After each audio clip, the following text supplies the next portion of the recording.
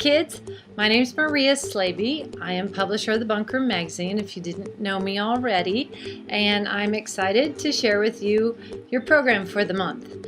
I'm coming from my deck, one of my favorite places in the world. I'll show you what my view is. It's really cool. Check it out. Oh, can you see? There's the lake down there. Finally, it's sunny out. Okay, so let's get down to business. We are talking about podcasts this week and this month. I'm super excited because if you haven't noticed on thebunkroom.com that now we offer podcasts and they go along with the articles and they're really, really cool.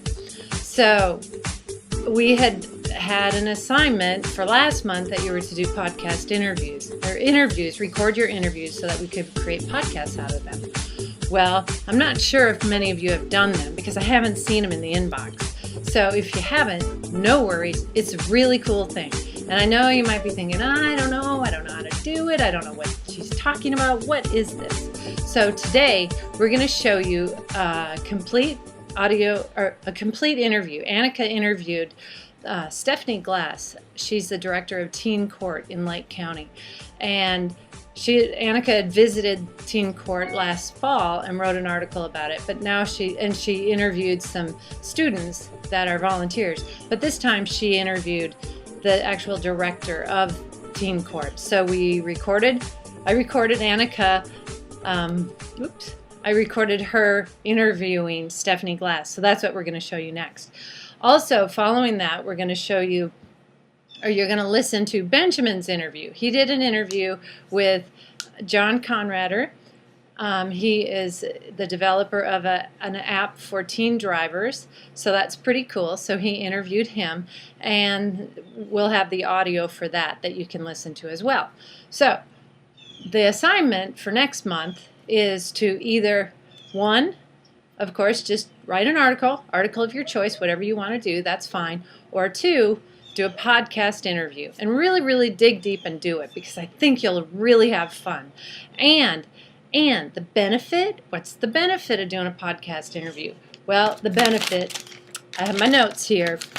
The benefits are many, but 3 basic benefits of doing a podcast interview is we can produce that podcast pretty quickly and get it up on the website, meaning we won't have to wait to go into print with that. However, it will appear in print gradually. As you see, articles will come out gradually.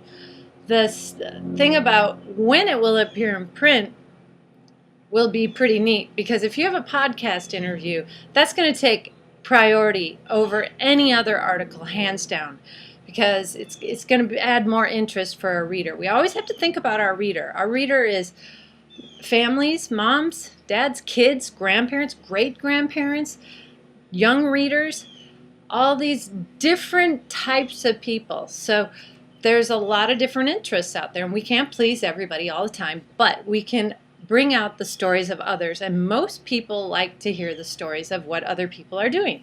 So that's why it will take priority in the print edition, because as you know, there's only so many pages in the print edition, so we can't put everybody's article in all the time, and I get hundreds of articles, so I'll definitely be putting a lot more weight on the ones that have a podcast, a recorded podcast, and we'll show you how to do that, and we have different steps. We'll follow up with email to show you the steps on how to do it as well. But if you submit a podcast, I don't mean a podcast. If you submit the recorded interview and you submit pictures and an article with it, bam, that's the trifecta. Then you'll probably see your article more than likely a full page, maybe a 2-page spread. Who knows? We can do all kinds of cool stuff with it, especially if it's a significant story. If it's something of interest to a lot of people, because we are expanding our publishing. We are getting publishers developing throughout the country. And Online, we're seen throughout the world. So you always have to think about who our reader is, and that's how we decide what goes in the magazine. So anyway, I'm gonna be done here rambling, and you can see Annika's interview. Enjoy. We'll see you guys later. Have fun. Okay, interviewing Stephanie Glass, Teen Court. Teen Court, this is Stephanie. Hey, Miss Glass, this is Annika. How are you doing? I am so sorry about yesterday. What's a mess? Hey, no problem, no problem. Oh my goodness. Yeah. So, how are you? How's it all going? Is it, did you get everything in order? I think so. We're hoping facilities comes out here today and figure out what's causing it so we can stop it, but we got stuff moved away from all the water. Wow. We've got fans on it, but Well, that's one way to get it. yeah. Oh Yeah. my gosh, it's just crazy. Well, thanks for taking the time and doing this. I really appreciate it. So, record this interview to include it as a podcast? Oh, sure. Okay, great. Alright, so, let's get started. So, could you summarize the background of Teen Court? Just tell us a little history of its nationwide effort as well as a little bit about Lake County Teen Court. Sure. Teen Court started about 25 years ago. There's a little bit of discrepancy whether the first one started in Texas or in Sarasota, Florida. They were both very, very close. And it really came out of the idea that kids were getting in trouble, being arrested for things, and it was going to stay on their record for the rest of their lives, when most of the time it was a very simple mistake that they made or something that they had gotten involved with that, everyone in the community didn't think should punish them forever for it. So, but No. okay. So Teen Court came about as a way for kids to be diverted out of the court system on their first offense. They could be held accountable for their actions, sentenced by their peers, and really get a better understanding of why they got in trouble, what happened because of their actions, and then be able to move on without that criminal record with them. And Teen Court in Lake County started in 1998. Like I say, the first one in Florida was in Sarasota. Then we gotten some state grant funding through the Department of Juvenile Justice, and various counties got their program started up from that. And we've been going since 1998. A lot of support from the community, which we appreciate, the volunteers, the legal community, and that's been able for us to keep going and be so successful. Well, that's great. I mean, I didn't know that it started way back when. Well, I like the whole meaning of it, so that they wouldn't stay on the record, and if it's just a little simple crime. Yeah, we see so many instances where things that used to just get a call to their parents, or they would just, be punished at school, they're getting arrested for everything. Every simple little fight that they have at school, and things where they're just kind of playing pranks on each other. They think they're playing around, and then it gets taken a little bit too far, or somebody interprets it differently.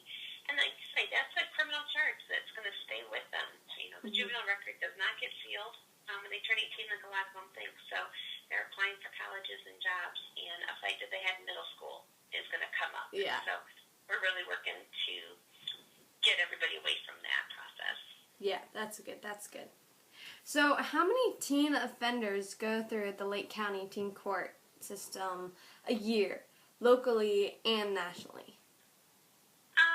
Locally, we have had in that last few years, it's fluctuated between 200 and 350 a year. Wow.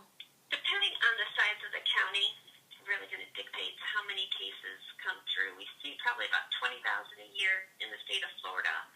And I'm not sure nationally. There are teen courts in all but, I think, two of the states, and they were working to get them. So it's very widely accepted and widely used. But Lake County, we've been doing between 250 and 350 a year for the last couple of years. Well, that's great. I mean, that you can get so many kids on track. Yeah. So, can you share us the progress of teen court, how it works? Oh, sure. A kid will do something and get arrested, and they'll either be taken to the jail or the detention center, or a lot of times they'll just be released to their parent. But the arrest paperwork will get forwarded to the Department of Juvenile Justice. They will meet with the family and interview the child. If it's their first offense, and if they admit that they're guilty, a lot of times then they can be referred to teen court, and so they'll send a recommendation to the state attorney's office that they think this child is appropriate for diversion and recommend teen court. State attorney will sign off on it and say, yes, that's okay. They will come meet with us, and we'll do an initial intake interview with them, kind of explain the teen court process, and find out their side of what happened, see if it matches what the police report says or what other information they had to add to it, as well as what's going on at home, what's going on at school, what type of behaviors are they exhibiting, what are some of the underlying reasons for the criminal act, so that we can get that addressed and help them not commit any more crimes. Then they'll come in and they'll do a teen court hearing, and we've got the teen volunteers that are the attorneys, the clerk, the bailiff, the jury. The judge is an adult who's either a judge or an attorney, and they'll oversee the procedures. They'll go through a little mini trial. Prosecution will argue for a harder sentence. Defense will argue for a lighter sentence. The defendant goes up to the stand, will answer questions about what happened. The parents will stand up and talk about how things are going at home and how this incident has impacted the child and the family. And then the jury of teens will go to the back, and they'll discuss, what happened, who got hurt, what's been done to make up for it, what can be done to make up for it, and identify ways that the individual in trouble can learn from this and move on. And they've got a sentencing sheet that they'll go through, and they'll check off community service hours and jury duties, some educational classes, apologies, either open court to their parents or a letter. They could have to write an essay. They could get a curfew. They could be not allowed to have contact with anybody they were with at the time for a little while, or if there's something specifically that the jury thinks might help this individual, they could put that down. We had one case where a little boy had ridden his bike to Walmart to steal a pair of shoes, and the jury took his bike away for 30 days. So sometimes they get creative. But then the individual in trouble has 2 months to get everything done and turned back in. And as long as they do that, their charges get dropped to the state attorney's office, so there's no conviction of guilt, and there's no judicial court record for them down the road. Okay, so that's. I mean, it really gets people back on their feet. Yes, that's the goal. A lot of the focus of teen court is the positive peer pressure. It means more from somebody getting in trouble as a kid to hear from people their own age that was something silly to do. You don't have to do that to fit in. It's not a good thing to do. There's better things that you can do. Because we see so often a kid will get in trouble, they'll go in front of the judge, who is just yet another adult who has no real significance in their life, and they'll talk, and it's just kind of in one ear and out the other. But when it's coming from a peer group, it seems to make a much larger impact. And so we've been very pleased with the success of the program. It's an evidence-based model, and it really seems to make an impact on the kids. Yeah. So, of the teen court volunteers, are the majority of them offenders serving out their sentences, or are mostly kids just volunteering for their own benefit and or for volunteer hours? It's a pretty good mix, which is how it's supposed to be for it, to be so effective. We've got a lot of the teen volunteers serving in the role model capacities as the attorneys, as the clerk, as the bailiff, and we've got a number of them on the juries as well. And so if you would look at strictly the juries, it may look like it's more defendants serving jury duty, but if you look at total numbers for the evening, it's a pretty even mix.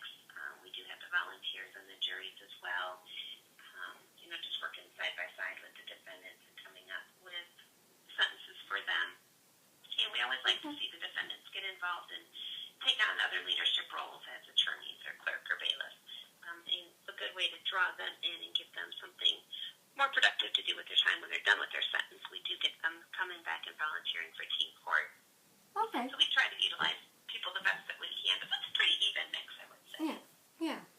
So, share any examples how teen court helps offenders get back on track.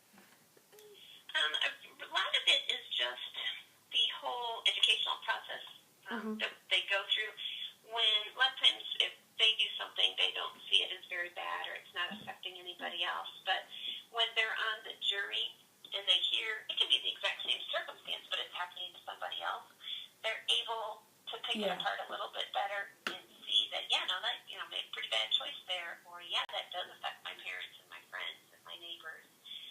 And so I think they gain a lot of insight from that process. There's a lot of times where kids come in, like I had said, they don't think what they did was a very big deal. And it really opens a lot of people's eyes as to the seriousness of things that occur. Like things like ringing the doorbell and running away. We've gotten, as a criminal charge in teen court, throwing things out of bus windows or messing with fire extinguishers at school. I mean, those are felony offenses. Yeah. And the kids don't see that as, real significant, but you do learn from teen court that it is, and that there are some significant punishments that go along with it. It helps them get back on track.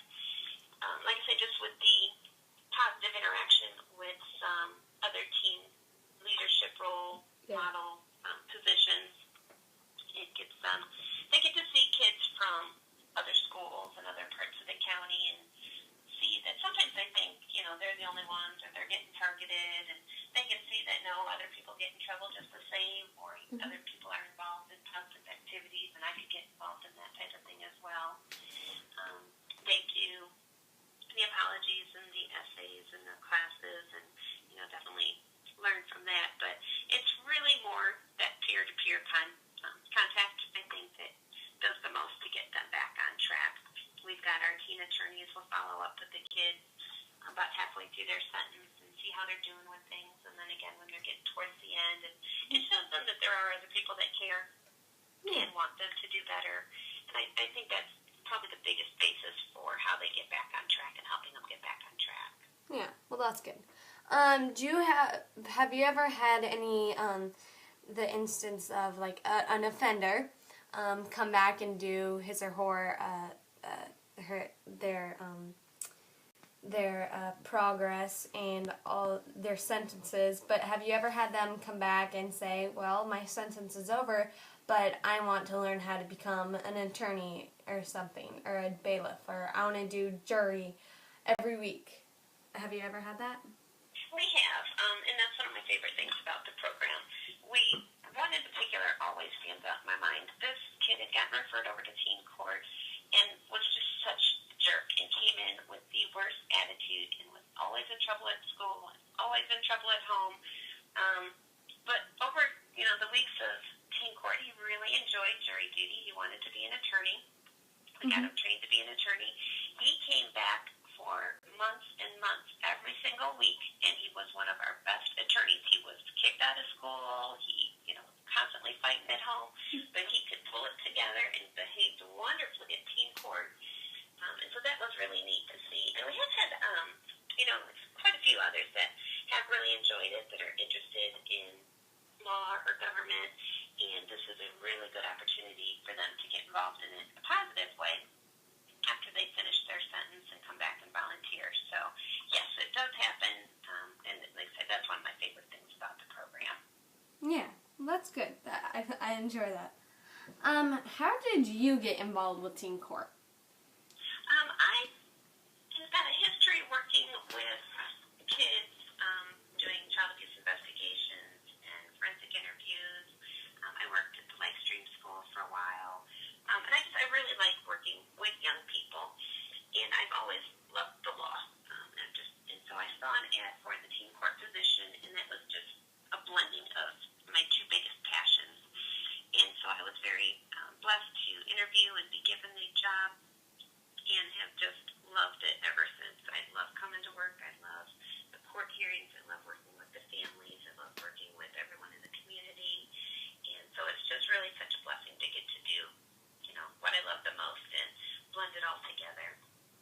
that's good. That's great. I like that. What is the most challenging part for you, though? Sorry, you cut out and I didn't hear it. Oh, what's the most challenging part? Oh, probably, unfortunately, a lot of times the parents that aren't, how do I say that? A lot of times, they don't have the vested interest in their kid and helping them to overcome what's going on. We see some parents that are just so frustrated with their kids, they're just like, I'm done. They're doing this all on their own.